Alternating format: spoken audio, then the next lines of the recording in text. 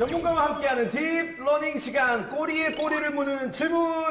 자, 지난주에 저희가 영업에 대해서 이야기 들어봤는데 네. 오늘 그 2탄이라고 할 수가 있고요. 너무너무 기대가 됩니다. 우리 홍원영 이사님 또 자리해 주셨습니다. 안녕하세요. 네, 안녕하세요. 반갑습니다.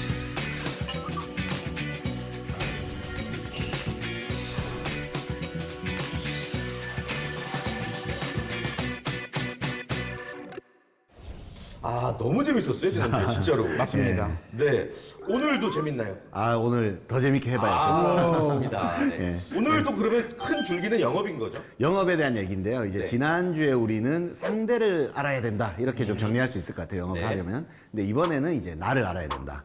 뭐 우리 지피지기, 백전불패처럼. 네. 그렇게 오늘은 이제 나를 알아야 된다는 주제로 하는데 이제 영업에 대한 얘기를 오늘도 계속 해보도록 하겠습니다. 네. 지난 시간에는 상대가 어떤 욕구를 갖고 있고 어떤 니즈를 갖고 있는지에 대한 얘기를 했다면 이제 그것을 우리가 해결해 주는 것이 영업이잖아요. 그래서 내가 갖고 있는 제품이나 솔루션을 어떤 대가를 이제 지불받고 판매하는 것이 영업인데, 그러면 그럴 수 있어야 되잖아요, 우리가. 네. 예를 들어서 뭐 아픈 사람 있으면 좋은 약을 갖고 있어야 그 약을 팔 수 있는 것이고, 그렇기 때문에 우리가 갖고 있는 그 제품과 솔루션의 어떤 특장점을 잘 알아야겠죠.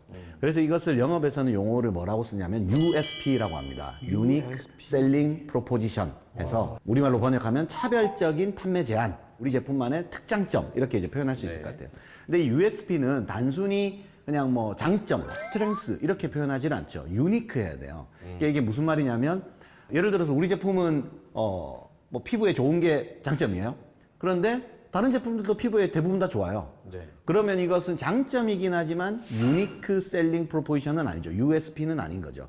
그래서 USP는 다른 경쟁자들은 가지고 있지 않은 우리만의 독특한 점이어야 되는 겁니다. 근데 실제로 시중에 판매되는 많은 제품들은 이 USP가 다 어느 정도 있어요. 근데 문제는 이것을 제대로 판매하는 사람들이 USP를 제대로 인식하지 못하고 있거나 또는 제대로 설명하지 못하고 있는 경우들이 상당히 많습니다. USP는 철저히 일단 사실에 기반해야 되는 거죠. 어떤 식약청에 어떤 인증을 받았습니다. 이런 것도 뭐 그 자체로 USP는 아니지만 네. USP의 최소한의 조건을 갖춘 표현이죠. 와닿네요. 네, 객관적인 사실로 일단 표현할 수 있어야 됩니다. 그러니까 주장이 되면 안 돼요. 두 번째는 정말로 솔직하게 돌아봐야 되는 게 이게 우리만 이런가? 라는 거죠. 경쟁사도 그렇지 않은가? 정말 넘사벽의 성능을 가진 시장 1위 제품은 뭐 그 자체로 USP가 되겠죠. 네. 설명하기가 어렵지가 않겠죠. 모든 제품이 다 시장 1위는 아니잖아요. 네. 그럴 때는 USP로 많이 이제 우리가 생각해 볼 수 있는 게, 장점들 두 개가 잘 컨비네이션, 조합되면 그것도 USP가 될 가능성이 높죠.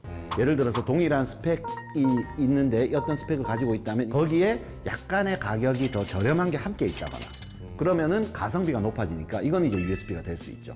이런 동일한 스펙 중에서 우리가 가장 저렴한 편이다. 이렇게 이제 두 개의 장점이 복합되면 그게 이제 USP가 될 수 있겠죠. 근데 오늘 우리가 뭐 영업에 대한 얘기를 하면서 우리가 영업사원이 되려고 하는 건 아닐 수 있으니까 네네. 이것을 역시나 자기 자신에게 한번 적용해 보자 이거죠. 아. 나만이 가지고 있는 나만의 USP는 뭐냐 이거죠. 단순하게 나의 장점은 무엇이냐고 조금 다르죠. 뭐 저는 성실한 게 장점입니다. 뭐 저는 뭐 엑셀을 잘 다룹니다. 뭐 저는 계산이 빠릅니다. 이것은 그냥 단순한 장점이고 네. USP가 되기에는 부족하죠. 그래서 그 나만의 USP가 뭐냐를 생각해 보라는 게 이제 오늘 이 시간에 좀 나누고 싶은 첫 번째 주문이 됩니다. 이거는 영업사원 아니어도 그냥 우리 같은 방송의 당연하죠. 유튜버들에게 중요한 거네요. 당연하죠. 이를테면은 어떤 회계 담당자가 한 명 있어요. 그럼 회계 담당자가 가져야 될 제1의 장점 덕목은 숫자를 틀리지 않아야겠죠. 정확한 어떤 집행력과 숫자에 대한 감각과 기획력이 있어야겠죠. 그런데 이것만 갖고 USP가 되긴 힘들죠. 다른 회계 담당자들도 비슷한 능력들을 가지고 있을 테니까. 그런데 한 회계 담당자를 보니까 이 사람은 협상 스쿨 이런 걸 수료한 거예요. 희한하죠. 그리고 프레젠테이션 이런 것들을 많이 배웠대요, 자기가 계속. 근데 왜 그러냐 하니까 사실은 회계 담당자가 아주 초기 때는 모르겠지만 조금만 경력이 쌓이면 실제로 협상을 해야 돼요. 이 비용은 집행 못합니다. 커트를 해야 되고, 아니면 이 비용은 추가적으로 더 예산을 받기 위해서 누군가를 설득해야 될 수도 있고, 또는 뭐 어떤 그 경비 처리를 하다 보면 불만들이 늘 나와요. 왜 이거 경비 처리가 안 되느냐? 왜 저쪽 부서보다 우리 부서는 뭘 안 해주느냐? 이런 것들이 꼭 나와요. 이 협상이나 설득이나 프레젠테이션을 배운 만약에 회계 담당자라면 최대한 알아듣기 쉽게, 최대한 저항이 적은 방법으로 설명해 줄 수 있겠죠. 그러면은 누가 그 회계 부서장으로 승진하겠어요? 이것은 보나마나죠. 아. 그렇기 때문에 내가 원래 가져야 되는 원래 일에서 핵심 역량 그리고 주변 역량이라고 말할 수 있겠죠. 그걸 하나 컨비네이션 돼버리면 이게 그 사람의 USP가 되죠. 저는 회계 담당자로서 숫자에 대한 정확한 안목과 더불어서 그리고 다른 사람들을 잘 이렇게 설득할 수 있는 이런 경험들이 있고 실제로 그런 경험들이 있다. 그래서 만약에 그 아르바이트라도 세일즈를 해봤는데 한 6개월 정도 세일즈를 해봤어요. 그런데 이 사람이 회계 담당자야. 그 두 가지를 만약에 동시에 어필해서 나는 사람들을 설득할 수 있는 회계 담당자입니다. 라고 한다라면 아마도 그 조직 내에서는 독보적인 존재가 될 가능성이 높아요. 예. 예. 제가 그 영화 건축학개론에서 이상형이 누구냐? 이쁘고 착한 애. 세상 그런 애가 어딨냐? 내가 잘 봐봐. 이쁜 애들 10명 모아놓고 그중에 제일 착한 애를 파봐. 걔가 이쁘고 착한 애야. 그렇네요. 사모님 센스가 엄청나신데요. 이게 왜냐면은 USP가 잘못 오해하면 야 이것도 잘하고 저것도 잘해야 돼? 이렇게 생각할 수 있어요. 어떻게 그게 사람이 슈퍼맨이냐? 어떻게 둘 다를 다 잘하냐? 영어도 잘하고 수학도 잘해야 되냐? 이렇게 부담할 수 있는데 그 뜻이 아니라 중요한 건 그래서 핵심 역량과 주변 역량이라고 말씀드렸잖아요. 세상에서 제일 이쁘고 세상에서 제일 착해야 된다가 아니라 예를 들어서 착한 게 핵심 역량이에요. 그런데 그 중에서 가급적 이쁘다. 이쁜 게 주변 역량이 되는 거예요. 방금 제가 말씀드린 그 회계 담당자 입장이라면 그 설득을 잘하고 커뮤니케이션을 잘하는 게 진짜 협상가나 또는 영업사원이나 뭐 다른 기획자 수준이 돼야 된다는 뜻이 아니에요. 그죠? 이렇게 이해하시면 편하죠. 내 핵심 역량이 있지만 주변 역량을 개발해야 된다는 거죠. 그런데 사람들이 보통 오해하는 게 회계 담당자가 회계로 평가받아야지. 나는 내 핵심 역량을 잘하는데 알고 보니까 내가 말고 다른 애가 막 승진해요. 근데 이 사람은 자기 이유를 모르는 거예요. 주변 역량이 개발이 안 돼 있으면. 그러면서 불만으로 나올 수 있겠죠. 우리 회사는 인사가 공정하지 않아. 근데 그것은 반은 맞지만 반은 그런 면에서 틀린 얘기가 되는 거죠. 근데 이제 영업사원들이 많이 또 훈련하는 것 중에 하나가 아마 들어보셨을 텐데 엘리베이터 스피치라는 것을 연습합니다. 엘리베이터 스피치는 뭐냐면 1층에서 이제 고층 뭐 꼭대기 펜트하우스 층까지 올라가는데 뭐 대략 한 30초에서 1분 이내로 이제 걸린다고 하겠습니다. 쭉 올라가는 동안. 그때 엘리베이터에서 만약에 내가 아주 중요한 임원을 딱 만났어요. 내 고객이 될 수 있는 사람을 만났어요. 그러면 그 엘리베이터를 올라가는 그 짧은 시간 안에 우리가 갖고 있는 특장점을 확실하게 어필할 수 있어야 된다라고 해서 그게 엘리베이터 스피치라고 말하는 거예요. 30초 길면 1분 이내에 당신이 갖고 있는 특장점을 확실하게 어필하라. 예. 무조건 장점을 나열한다라고 해서 상대방이 거기에 대해서 신뢰하는 것은 아니겠죠. 그래서 이제 스탠다드한 그 엘리베이터 스피치의 어떤 표준은 어떻게 되어 이루어져 있냐면 첫 번째는 간단한 자기소개가 되겠죠. 저는 어느 회사의 누군데요. 요게 이제 한 5초. 예.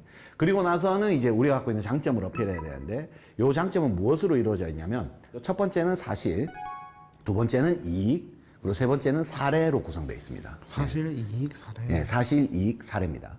예를 들어서 뭐 이 시계는 지금 세계에서 제일 좋은 시계입니다. 이런 거 안 된다라고 이제 이미 말씀을 드렸었죠. 그럴 때 이 시계는 예를 들어서 티타늄 합금 소재가 30% 이상 들어가 있습니다. 그렇기 때문에 선생님처럼 복잡하게 운동하실 때도 잘 안 깨집니다.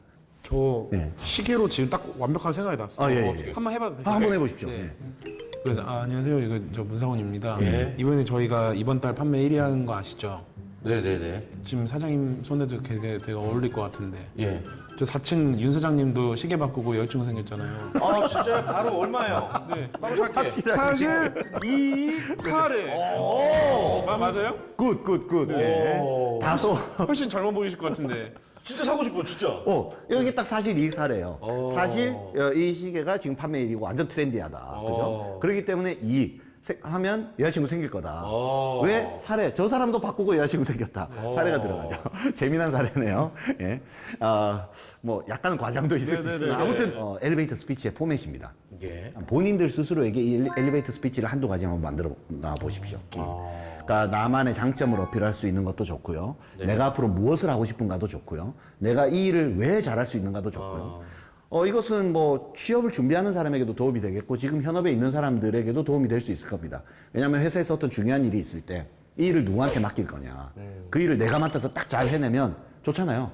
그럴 때에 이 엘리베이터 스피치를 하는 거죠. 하나의 사례나 증거를 수집하고 나에 대한 팩트를 언급하고 그리고 그것이 상대방에게 어떻게 이익이 될 건지를 이제 언급할 수 있다면 이 사실 이익과 사례라는 요 요소를 갖추어서 이야기할 수 있으면 굉장히 좋은 그 설득의 도구가 되는 거죠. 마지막으로 한 가지 개념만 이제 좀 말씀드리고 좀 마무리를 하려고 하는데 하버드의 클레이트 크리스텐슨 교수라는 분이 제창한 이론이 있습니다. 그분이 이제 파괴적 혁신이라는 것으로도 유명한데 jobs to be done theory라는 게 있습니다. jobs to be done. 일이 되어져야 된다. to be done.